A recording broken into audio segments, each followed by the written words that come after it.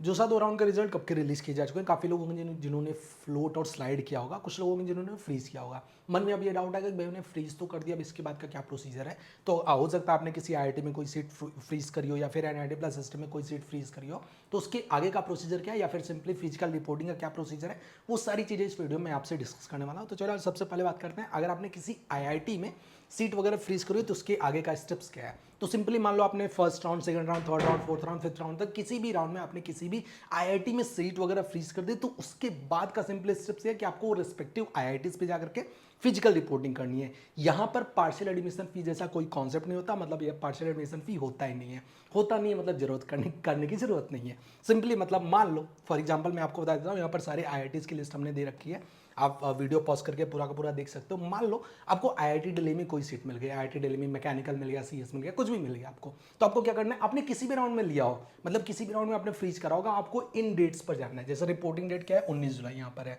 IIT Dhanbad के case में 30 से 31 जुलाई तक है। आईएसएम धनबाद के केस में आपका 25 से 29 जुलाई तक है। तो इन रिस्पेक्टिव डेट्स में जानना है, आपने भले किसी राउंड में किया हो। तो मान लो आईआईटी दिल्ली में आपको मिला तो 29 जुलाई को आपको जाना है। इंस्टीट्यूट फैमिलियराइजेशन मतलब 20 से 22 जुलाई में आपको बताया जाएगा कॉलेजेस ये हैं वो है, मतलब सारी चीज़ें बताई जाएंगी। उसके बाद ओरिएंटेशन प्रोग्राम का 30 जुलाई को है और आपके क्लासेस 24 जुलाई से शुरू हो जाएंगे, इस टाइप का है। मान लो यहाँ पर आईटी धारवाड़ा की बात करें तो आपको 30 से 31 जुलाई के बीच में जाना है, आपका टाइम 10 से 5 PM है। रिपोर्टिंग वेन्यू आपको यहाँ पर दे रखा है। ओरिएंटेशन प्रोग्राम, ओरिएंटेशन का मतलब अगर आपको नहीं पता है तो इन सिंपल ये बता दूँ कि they will introduce you the college, college में क्या चल रहा है, क्या रिसर्च वगैरह चल रहा है, क्या एमओयू वगैरह साइन किए गए हैं, प्लेसमेंट्स वगैरह क्या, मतलब it is like A to Z introduction of the college. उसके बाद आपका पेरेंट्स के साथ, मतलब ये कहीं मतलब डिपेंड्स ऑन आईआईटीज़ वो क्या करते हैं कैसे करते हैं।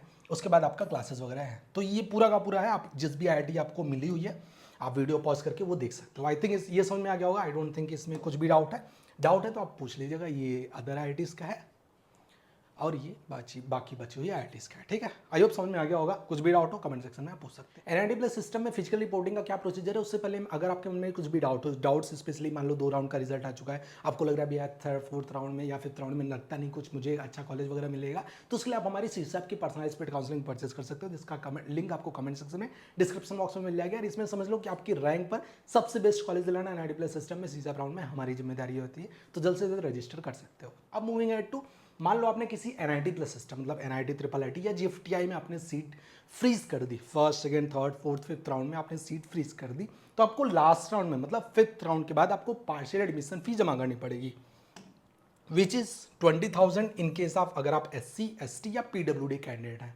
General PWD OBC EWS, PWD मतलब PWD, एंड 45,000 इन केस अगर आप जनरल EWS या OBC कैंडिडेट हैं। मतलब समझ गए ना, अगर एनआईटी प्लस सिस्टम मिला तो फिफ्थ राउंड के बाद आपको पार्शियल एडमिशन फी देनी ही देनी है। अब उस केस में आपके पास 2 सिनेरियो बचते हैं। मान लो आपने फिफ्थ राउंड तक कोई सीट मतलब फ्रीज कर दी, पार्शियल एडमिशन फी दे दिया, तो आप जो भी आपको एनआईटी मिला हुआ है, मान लो एनआईटी दिल्ली मिला हुआ है, एनआईटी दिल्ली में कोई ब्रांच मिली हुई आपको, तो आपको एनआईटी दिल्ली के ऑफिशियल साइट पर जाओ, एडमिशन वाले सेक्शन में जाओगे तो आपको वहाँ पर पूरा डिटेल मिल जाएगा कि आप इस डेट से इस डेट के बीच में आ सकते हो। और एक चीज़ है इसमें, और एक चीज़ वो ये है कि आप इन डेट्स में भी जा सकते हो। यहाँ पर मैं आपको सिंपली दिखा देता हूँ, ये 10 से 14 अगस्त, यहाँ पर सीधा सीधा ध्यान से देखो, ये आपके लिए बेटर रहेगा। आई सजेस्ट, मतलब देखो फिफ्थ राउंड के बाद जा सकते हो, मतलब पार्शियल एडमिशन फी जमा करें उधर जा सकते हो, या फिर द बेटर वे इज कि आप 10 से 14 अगस्त के बीच में जाओ। यहाँ पर आप सिंपली देख सकते हो कि हूँ आप कन्फर्म डेट सीट से जोसा या फिर सीसैप काउंसलिंग खत्म होने के बाद सीसैप से, मतलब जोसा फिफ्थ राउंड तक या सीसैप, दोनों से भी अगर किसी से भी सीट ली हुई है आपने, तो आप 10 से 14 अगस्त के बीच में रेस्पेक्टिव कॉलेज में एनआईटी ट्रिपल आईटी जो टीआई है उनके ऑफिशियल साइट पर आपको चीज़ें मिल जाएंगी। आप उनके अकॉर्डिंग मतलब वहाँ पे फिजिकल रिपोर्टिंग वगैरह कर सकते हो। ठीक है, आई थिंक क्लियर हो गया होगा। यहाँ पर आपको पार्शियल एडमिशन फी जमा करनी पड़ेगी। याद रखना यार कि अगर मान लो आपने जोसा फिफ्थ राउंड तक आपको कोई सीट मिलती है एनआईटी ट्रिपल आईटी जीएफटीआई में, आपको कोई भी सीट मिलती है मतलब एनआईटी प्लस सिस्टम में, तो आपको पार्शियल एडमिशन फी जमा करनी पड़ेगी। Otherwise it will be considered, मैं आपको दिखा देता हूँ, it will be considered as withdrawal. आप यहाँ पर देख सकते हो, online payment of partial admission fee, intimation of, मतलब सारी चीज़ें यहाँ पर लिखी हुई हैं। आई थिंक सारी चीज़ें क्लियर हो गई होंगी। नहीं क्लियर हुई तो आप कमेंट सेक्शन में पूछ सकते हो। समझ में आ गया, रिजेक्शन ऑफ द सीट। ठीक है, अगर कुछ भी डाउट हो आप कमेंट सेक्शन में पूछ सकते हो।